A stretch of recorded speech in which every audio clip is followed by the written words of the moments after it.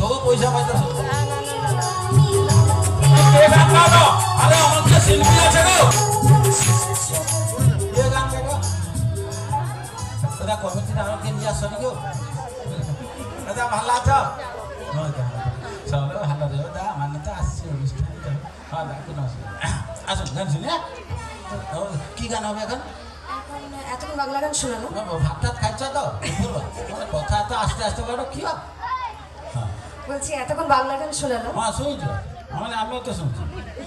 এরপর একটা হিন্দি গান শোনাই জমাটি হিন্দি গান একটা হিন্দি গান আপাতত একটা শোনাই হৌ হৌ আসুন তো রাজা হিন্দুস্তানি থেকে রাজা হিন্দুস্তানি থেকে আতাই একমেজি এবং কুমার শানুজি আপনার হাতে লেখা খুব দারুণ দারুণ হাতে লেখা আপনার পড়াশোনা অনেকটাই তবে ম্যাডাম আমারও খুব একটা খারাপ পড়াশোনা নেই আমিও ক্লাস 8-এ সেকেন্ড ইয়ার না দাদা হাসো না না না তোমার ওটা ক্লাস 8-এ সেকেন্ড ইয়ার মানে ক্লাস 8-এ 2 বছর থাই ওটা তো সেকেন্ড ইয়ার তুই একটা হাসি দাও আইসি কইলা দাদা কমিটির লোক তো তুমি দা কি করো বড় উকিল করলি মানে যাই সম্মতা যেখানে আছে মানে সেখানে তো কোনো চিন্তাই নেই তো চন্দন বাবু চন্দন দলায় একটু মঞ্চে আসবেন তো সমুদ্রের জন্য আমি বলবো কমিটির পক্ষ থেকে আজকে শুধু কবিতা একটা লাইন দিয়ে বলবো যে হৃদয় আমার নাচে রে আজকে ময়ূরের মতো নাচে সত্যি আজকের এই অনুষ্ঠানে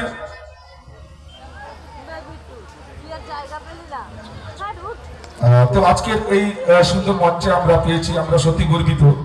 যে সমুদ্রের মতো মিরাকেল খ্যাত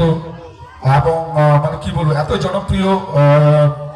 হাসি খুব মজার মানুষ যিনি এবং কণ্ঠ তো বলাই যায় না অনেকে থাকে শুধু মজাই করতেই জানে বিভিন্ন জোকস বলে কিন্তু সমুদ্র তো একদম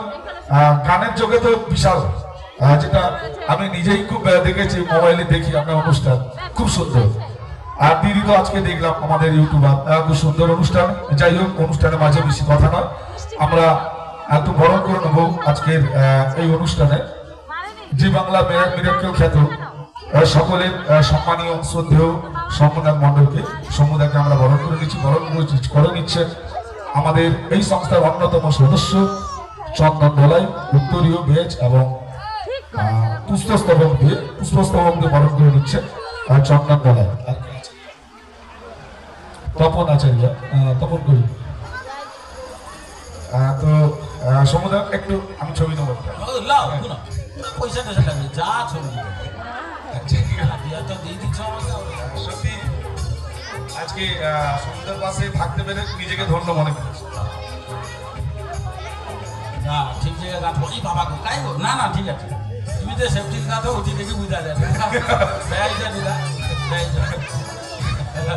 এবারে যাই হোক আমরা এবারে দিদিকে বরণ করে নেবো ওই আচ্ছা দিয়ে এসছে আসেনি দিদি হয়ে যাচ্ছে অনুষ্ঠানে মাঝখানে না তাহলে চন্দন চন্দন আপনি বলুন আজকের আমাদের ইউটিউবার সিঙ্গার নামটা কিছু দীপিকা দীপিকা দিকে দীপিকা দিকে আমরা আবরণ করে নিচ্ছি তোমার দিদি হয় এটাই তো সম্মান তাই না যাই হোক কিন্তু এর ফাঁকে কি একটা কথা আছে হ্যাঁ বলুন তো বলবো আপনার জাস্ট বরণটা করতে করতে হ্যাঁ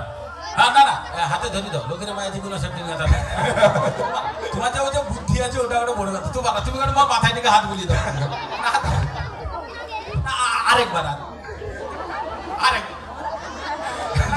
তাহলে জোরে একটা হাতের তালি চাইবো তুমি পয়সা দিয়ে আসো আরেকবার দিদি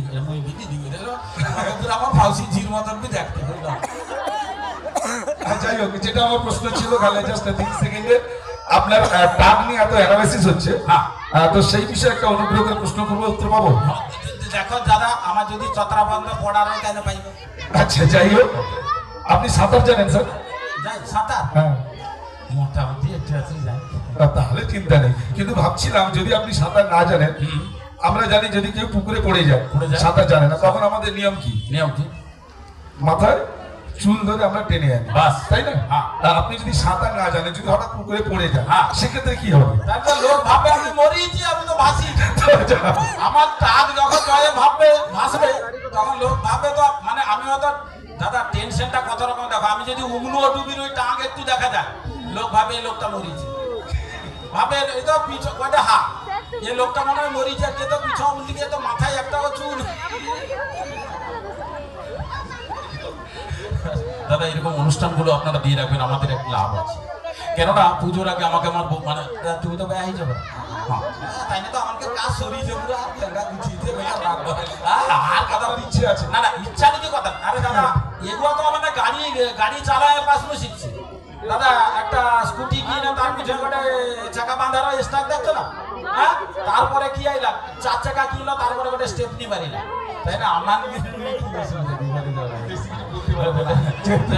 নিজের এলাকায় তো কিছু করতে পারে না। এই তো সব ঠিক আছে, তবে দাদা এই অনুষ্ঠানগুলো দিলে আমাদের একটা সুবিধা আছে। কেননা পুজোর আগে আমাকে আমার বউ বলছে, হ্যাঁ গো বাড়ির কাছে সকল বউয়েরা নিত্য নতুন শাড়ি টাড়ি কিনে নিচ্ছে, আমাকে একটা কিছু এনে দাও।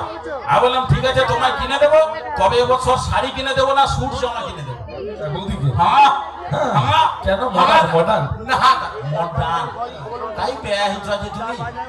ওটা মডার্ন তাহলে কি শাড়ি তুমি একটা ভাববা যে দাদা শাড়ি কি দিল নি স্যুট জামা কি দিল। দাদা একটা কথা খেয়াল রাখবে, শাড়ি কিন্তু সব সময় গুরুত্বপূর্ণ বিষয়। ঘরের বউ যদি শাড়ির আঁচল কোমরে গুঁজে নেয়, তাহলে ভাববেন হয় ঘরের কাজ শেষ করবে, না হয় আপনাকে শেষ করবে। দেখা বউ জন্য শাড়ি কি দেয়নি, স্যুট জামা কি দিদি তোমার জিনিস নাও, মানে মাইকের ফোনটা, হ্যাঁ তুমি পিছনে দেখি চিনতে পারবে রং আলাদা আছে। এদিকে আছে, এদিকে আছে। তাহলে কি বললেন, কি গানটা বললেন?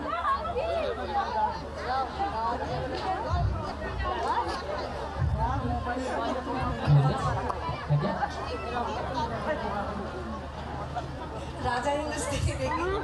হালকা এক নিচে কুমার শানু যে রাজা। একটা জনপ্রিয় হিন্দি গান শোনাচ্ছি। দাদা বাজিয়ে পয়সা নিচ্ছ, বাজিয়ে